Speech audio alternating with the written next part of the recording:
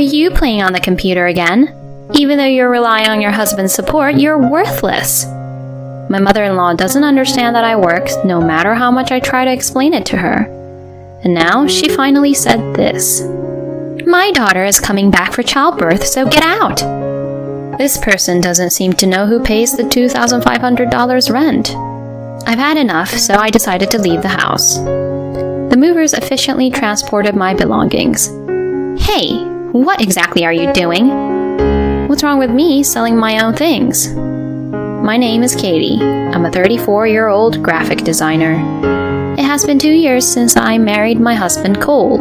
We were originally colleagues at the same company, and our relationship gradually grew closer after he approached me during a company drinking party. I like you, Katie. Huh? So I want you to see me as someone who's into you romantically from now on. If someone suddenly says something like that, even if I didn't like it, I would still become aware of it. After that, he started inviting me out on dates frequently. As he put in a lot of effort to pursue me, I gradually began to open my heart. And after going on several dates, we decided to start a relationship. He was incredibly kind and gentlemanly, and I found myself increasingly drawn to him. We continued to date smoothly, and after about 1.5 years of being together, he proposed to me. To me, Kate, you are an irreplaceable presence. Please, marry me. Yes, I gladly accept. Thank you. And that's how we decided to get married. We immediately went to meet each other's parents. My parents liked his sincerity and quickly gave their approval for our marriage. Katie, you can be a bit strong-willed, so I'm relieved you found a good person. Hey, Mom, that's a bit harsh. Well, Katie, you're the strongest one in this household, you know? Dad, please stop teasing me. It was great that the marriage introductions went smoothly in such a friendly atmosphere. Afterward, he and I went to visit his parents' house as well. Thank you for coming. Please come in. Make yourself comfortable and come on in. His parents welcomed me with smiles. I'm surprised to see such a cute bride coming for Cole. Oh no, I'm not that cute really. Well, it's a workplace romance, huh? Who made the first move? Of course, it was me. Oh. Hey, what's with that? He blushed with embarrassment as his parents teased him. The marriage introduction with his parents went smoothly and in a friendly atmosphere. His parents seemed kind, and it seemed like we could have a happy married life. After that, we also had a meeting with both families. That was when I met his younger sister for the first time. His sister seemed a bit lively, or rather youthful, but in terms of age, she was actually 3 years younger than me, so at that time she was already 29 years old. I was surprised when I heard that you were getting married, Cole. But I'm getting married soon too, so it's a joyous occasion, right? Oh, really? Oh yes, our daughter actually has her wedding planned for this year too. That's truly wonderful. I feel so full of happiness already. Hearing that Cole's sister was also getting married made us incredibly happy. Afterward, Cole and I had our wedding ceremony. Our colleagues at work didn't know that we were dating, so they were all quite surprised, but they congratulated us. Many of our friends and relatives attended, making it a lovely wedding ceremony. Afterward, we went on our honeymoon and started living together upon our return. Our newlywed life was incredibly enjoyable, and every day felt like a blessing. I decided to resign from my job after getting married. However, it didn't mean I became a full-time housewife. In fact, I had been working as a graphic designer. I decided to go freelance when we got married. That way, I could earn an income while taking care of household matters. I have been preparing for this kind of work from home setup for a while. Therefore, as soon as I became a freelancer, I secured contracts and had a stable income from the start. Of course, I managed my schedule efficiently and took care of household chores like cleaning, laundry, and cooking for the sake of my husband. This creamy pasta is really delicious. I'm so glad you like it. Make it again, okay? Sure, of course. I'll make it. My husband always compliments and enjoys the meals I cook. That's why I feel a great sense of accomplishment, and since I work from home, I can make dishes that require more preparation time. Cooking had become one of my hobbies. We were happily enjoying our newlywed life in such a delightful manner. Time flew by quickly, and 2 years had passed in our married life. My career was progressing well, and my income was increasing. We had a good relationship with each other, and we continued to have a joyful married life. However, amidst this, a sad event occurred. Huh? Dad? A phone call came to my husband, and it was from his mom. Shockingly, she informed us that his dad had suddenly fallen seriously ill. My husband and I rushed to the hospital. My father-in-law had to stay in the hospital for a while, and since then we frequently visited him. However, his condition worsened, and sadly he passed away. Cole's mom broke down in tears by her husband's side. Why, Dad? My sister-in-law was crying in the hospital room with my mother-in-law. My husband was also deeply saddened, but he must have felt that he needed to stay strong. He asked for my assistance, and we started arranging and preparing for the funeral. I made up my mind to help my husband with all my strengths and provided various forms of support. Thanks to that, we were able to swiftly proceed with the funeral preparations. Many people attended my father-in-law's funeral. Considering how kind-hearted my father-in-law was, it made sense that he was well-liked. I also received a lot of support from my in-laws when I visited their home, so I can understand why my father-in-law was so beloved. We bid a proper farewell to my father-in-law, knowing well how much he was respected. After successfully completing the funeral, my husband and I returned to our daily lives. Then, after a little while, we started receiving frequent communication from my mother-in-law. It seemed like she was reaching out to us quite often. Are both of you doing well? When will you come home for a visit? The other day, our neighbor gave me some delicious sweets. If you like, why don't you come and have some? Most of the contacts from my mother-in-law were invitations for us to visit my husband's hometown. Both my husband and I thought that she must be feeling very lonely. Since my father-in-law passed away, she's living alone without us or my sister-in-law. It must be lonely for her. My sister-in-law lives a bit far from home due to her husband's job relocation. It takes a 23-hour drive to get there, so it's not easy for her to visit frequently. On the other hand, it's only about a 30-minute drive from our house to my in-laws' place. That's why my mother-in-law probably wants us to come and visit her. Therefore, we made an effort to go to my in-laws' place on our days off whenever possible. Each time, my mother-in-law seemed delighted, and we felt relieved. However, my mother-in-law started contacting us repeatedly, expressing her desire for us to visit. Observing her behavior, one day my husband made a suggestion to me. How about living together with Mom? Huh? Living together? Yeah, I mean, Mom must feel lonely on her own, and it's also a concern if something happens while she's alone. If we live together, we won't have to go back and forth all the time to check on her, right? I see. I thought that could be an option. Certainly, it's a bit inconvenient to go through the trouble of preparing and visiting my in-laws' place on our days off, but I wonder if living together will work out. My mother-in-law is a kind person, but there's no guarantee that there won't be any issues between daughter-in-law and mother-in-law. I was really troubled.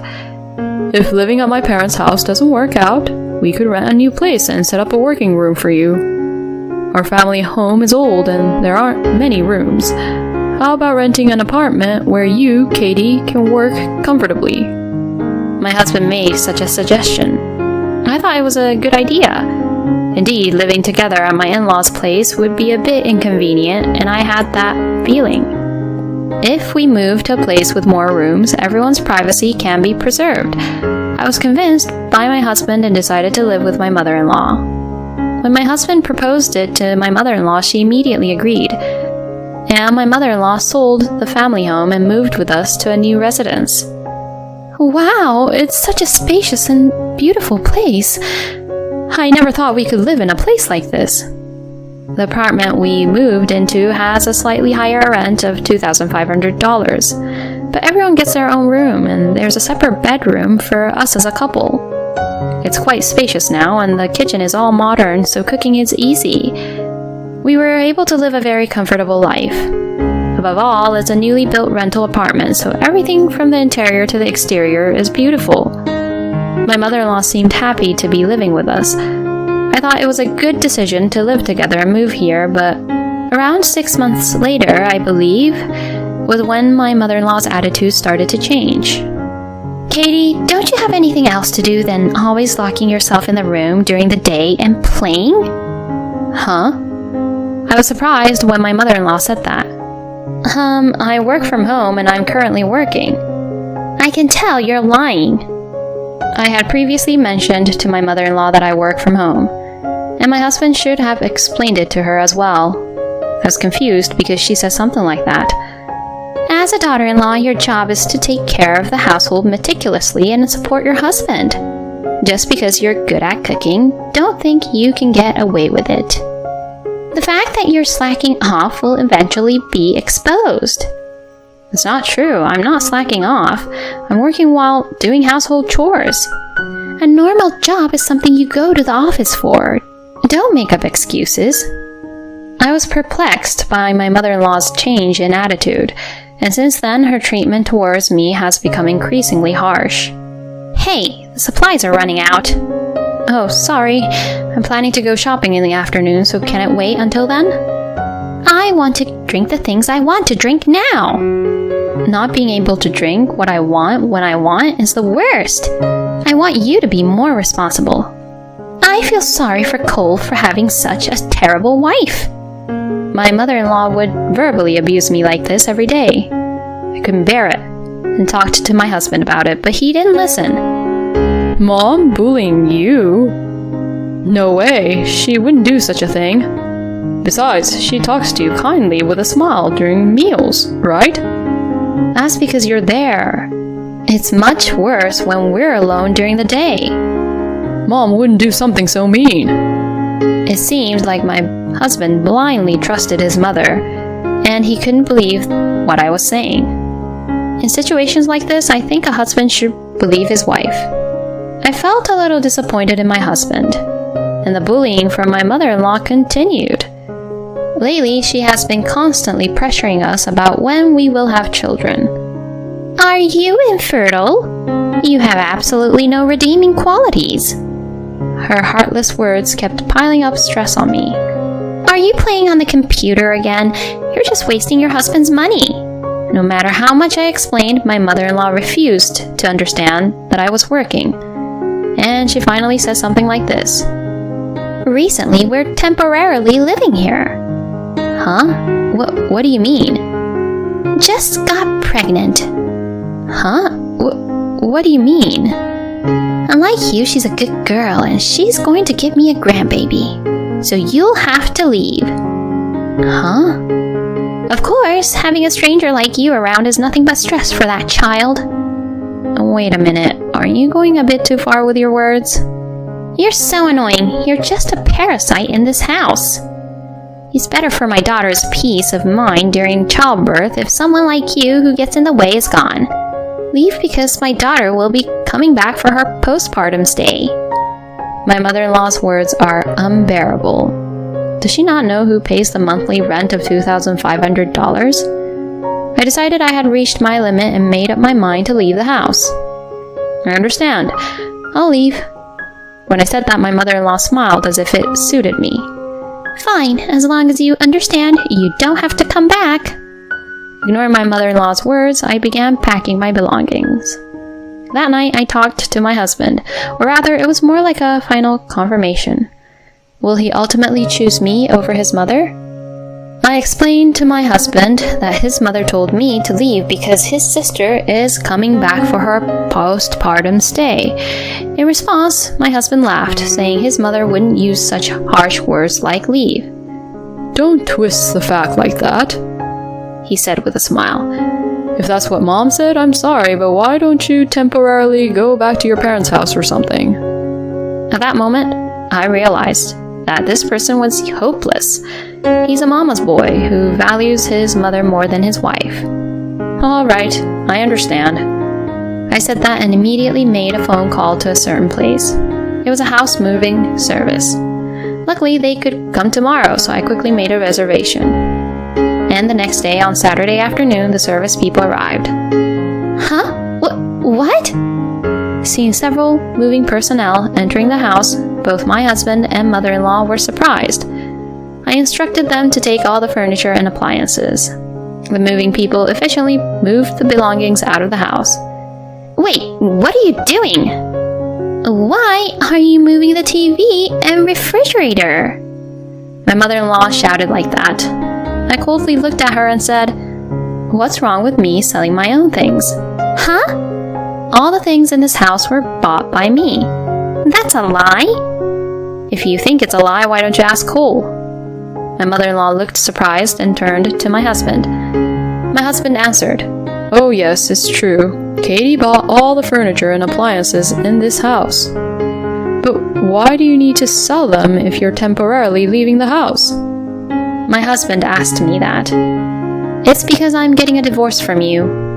Huh? Divorce? Why all of a sudden? My husband was taken aback by the mention of divorce. "Because I've repeatedly told you about the harassment from your mother, but you never listened. I can't continue a married life with someone like that, so I'm leaving. I know your income is insufficient to pay the rent here, but do your best." My husband's face turned pale at my words. Huh? You mean the monthly rent for this house is $2,500? Of course, I was the one paying it. My mother-in-law turned pale when she learned the truth. I must have explained countless times that I work from home. I can't live with a mother who didn't believe me and showered me with hurtful words anymore. Wait! I'll apologize, so please forgive us. I won't kick you out of the house. Yeah, I'm sorry too for not believing your words, Katie. Let's continue living here together as a family of 3.